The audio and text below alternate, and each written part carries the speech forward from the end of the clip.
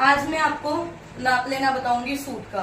तो सबसे पहले कस्टमर के एक साइड खड़ा होना चाहिए हमें। जो हमारा कस्टमर है या हम जिसका नाप ले रहे हैं उसके एक साइड पे हम खड़े होंगे, दूसरे साइड पे जिनका हम नाप ले रहे हैं। तो सबसे पहले हम जो नाप लेते हैं सूट का वो लेते हैं लंबाई का। तो लंबाई का नाप हमेशा हम यहाँ से लेते हैं, यहाँ से, ना कि यहाँ से। ठीक है, तो लंबाई का नाप हम कैसे लेंगे?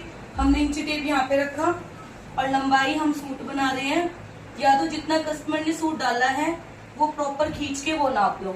उसको अगर उतना ही सूट चाहिए तो वो प्रॉपर हमारा रेडी रहेगा। अगर उसके अलावा कस्टमर को सूट थोड़ा ऊपर चाहिए, नीचे चाहिए, तो उसका नाप हम कैसे लेंगे? सबसे पहले हम कस्टमर के घुटने पे हाथ लगाएंगे, फिर हम उसके बाद पूछेंगे कि आपको घुटने से ऊपर चाहिए या घुटने से नीचे चाहिए।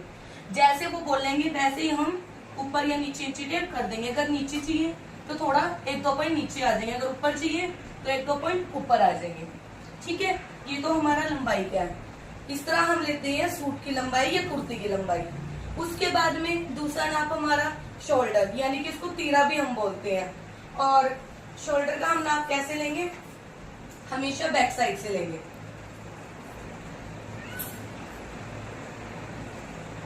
तो शोल्डर का नाप लेंगे हम हमेशा बैक साइड से। जो हमारी अंदर की हड्डी होती है हम इससे नाप लेते हैं, ना कि बाहर की साइड से। तो हम यहां से शोल्डर का नाप लेंगे। उसके बाद हमारा तीसरा नाप होता है आर्म होल का। आर्म होल सबको पता होगा, जिसको हम कटिंग में बाद में कंधे भी बोलते हैं। तीरा, तीरे के बाद हम कंधे के निशान बोलते हैं, आर्म होल भी। तो उसका हम कैसे लेंगे नाप? उसका नाप हम लेंगे यहां से यहां तक, ऐसे। तो ये जो हमारा आर्म होल है ये बनके तैयार है।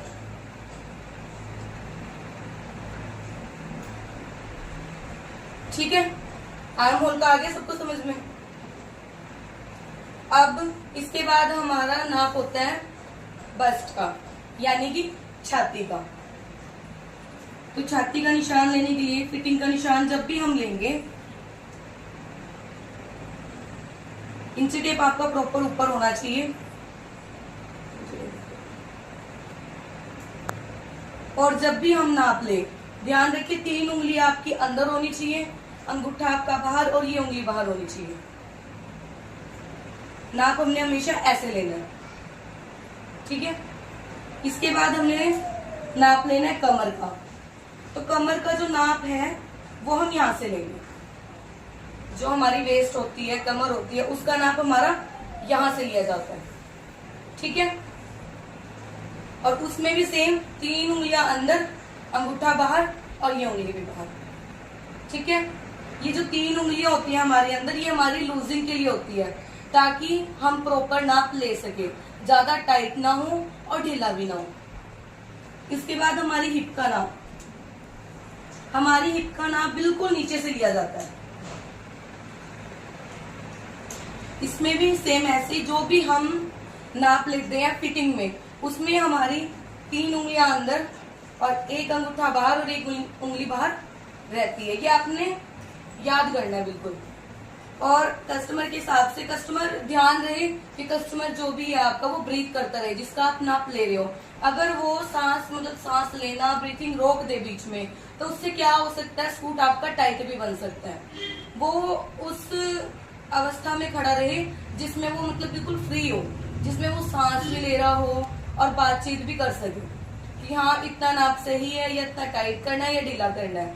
ठीक है, उसके बाद में ये आपके 3 हो गए फिटिंग के निशान जो सूट में होते हैं। एक होता है बस्ट, वेस्ट, हिप, यानी कि छाती, कमर, हिप। और लेंथ का आपको बता दिए, लेंथ, नॉर्मल, लंबाई वगैरह ये आप कम ज्यादा भी कर सकते हो। और फिटिंग आपकी क्या होती है, जिससे आपके प्रॉपर सूट की फिटिंग और शेप वगैरह जो भी आती है। उसके बाद में हमारा नाप आया स्लीव का। तो स्लीव में कई बार क्या होता है, स्लीव में यहाँ से भी नाप ले लेते हैं, तो हमें नाप यहाँ से लेना चाहिए। हमारी जो ये हड्डी है यहाँ पे, हमें स्लीव का नाप हमेशा यहाँ से लेना चाहिए। तो हम यहाँ पे रखेंगे इंची टेप और यहाँ से हम लेंगे स्लीव का नाप। तो स्लीव का नाप लेने के लिए हम कस्टमर से पूछेंगे कि उसको कितना स्लीव का नाप चाहिए। ठीक है, उसको अगर आधी बनवानी है तो हम आधी, हमारी जो नॉर्मल होती है स्लीव वो 4, 5, 6, 7, 8 3 की होती है, और कोई मिनी रखता है तो उसको 2 की भी होता है, वो सूट में से ही निकल जाता है। तो उसको हम यहाँ से मेजर करेंगे, जहां से हम मेजर करेंगे वहीं से हम जो बाजू की मोरी है उसकी चौड़ाई का नाप लेंगे। चौड़ाई का नाप लेने का भी यही मेथड है, क्योंकि ये भी आपका फिटिंग में आ गया है। तो उसमें 3 उंगलियां अंदर, अंगूठा बाहर और ये उंगली भी बाहर। ठीक है, स्लीव में कोई डाउट? अब हमारा सूट में जो सबसे बड़ा रहता है चाक, जो हमारे नीचे के पल्ले खुले होते हैं और चाक बनता है। तो कई बार क्या होता है, कस्टमर की हाइट जो होती है, लंबाई होती है, वो थोड़ी ज्यादा होती है या फिर कम भी होती है। तो उसके हिसाब से चाक जो हमारे होते हैं, नीचे से पल्ले खुले होते हैं और फिटिंग होती है, वो अलग अलग होती है। तो उसके लिए हमें सबसे पहले ये पता होना चाहिए कि हमें कहाँ तक सूट बंद करना है और कहाँ तक नहीं। उसको हम बोलते हैं बस्ट टू हिप, यानी कि छाती से लेकर हिप तक। तो उसका नाप हम कैसे लेंगे?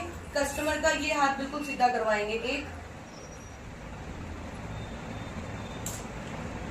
और वो यहां से लेके, जहां से बस्ट की शुरुआत है वहां से लेके हिप के एंड तक ऐसे हम इंची टेप लगाएंगे।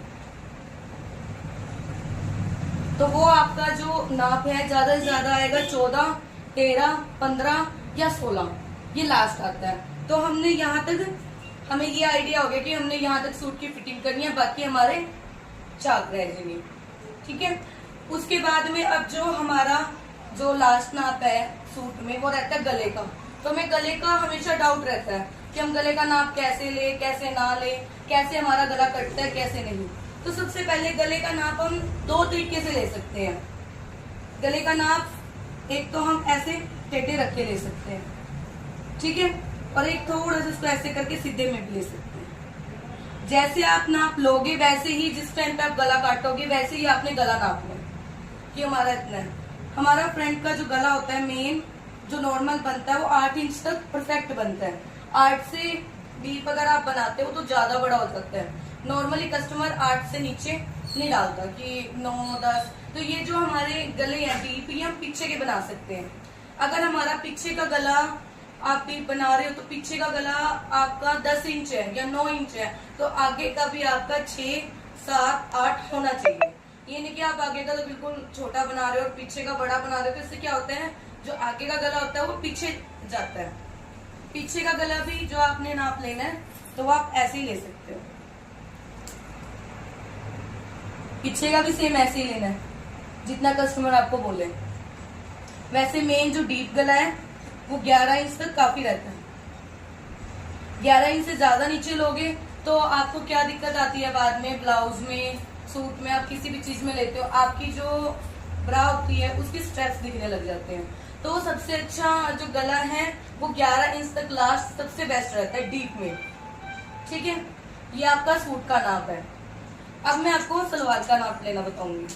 तो सलवार का नाप लेने के लिए सबसे पहले आपने ये वाला हिस्सा कस्टमर के हाथ में देना है कि उसे कितनी लंबी सलवार चाहिए, कितनी वो डालता है, कहाँ बांधता है, कहाँ नहीं। तो सबसे पहले उसके हाथ में देखिए हमने पूछ, जहां पे भी वो बांधते हैं वहां पे रखने के बाद में हमने सीधा यहाँ तक नीचे तक लगाना है। या तो आप बिल्कुल, और आपका इंची टेप बिल्कुल स्ट्रेट होना चाहिए, आपका कस्टमर भी बिल्कुल सीधा खड़ा होना चाहिए जिसका आप नाप ले रहे हो। तो सबसे पहले हम अंगूठे तक लगाएंगे।